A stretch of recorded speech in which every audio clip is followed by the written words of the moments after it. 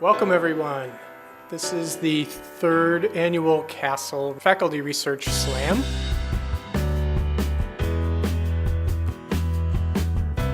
And internalized misogyny and the inability of the Clinton campaign to overcome it by fully activating and mobilizing gender and feminist consciousness ultimately contributed to Trump's victory.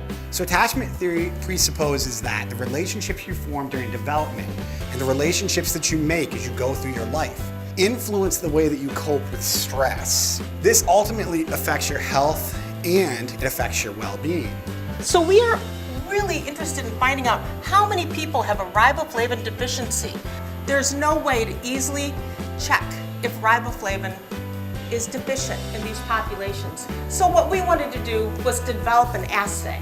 The exclusion of people who are not wealthy, straight white men in Hollywood, both in front of the camera and behind the camera, is staggering. This is the model that impacts our students, but we're also recognizing that there are things that we can do to make our production classrooms more inclusive so that we're training students to go out into these industries and change the way they function. Bulges play a literally central role in the formation and development of structure in the universe. We take the apparent sideways motion of the stars and ask how does that vary with distance from us to the stars themselves. We find that we can draw quite clearly the rotation curve of the bulge. So a lot of evidence shows that heavier women earn less, and this is especially true among white women. So we started to think, well, what about what the person thinks about themselves?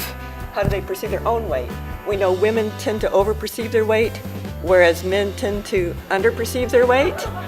And could this influence their behavior in terms of schooling, training, job search, etc.? I basically expanded on their paper and identified two variables that they did not look at. One is election cycles, and a second is gold mining.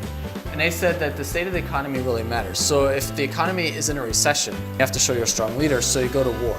If the economy is not in a recession, then you don't have to go to war because you've already shown that you're a good leader. Teaching in Pearson's model kind of becomes a low-paid service, and some of the things they're experimenting with, critics fear they're going to use in the US after they kind of experiment in the refugee camps. So there's a lot of schools that get hurt by kind of the private enterprise coming in and offering free or low-cost schooling.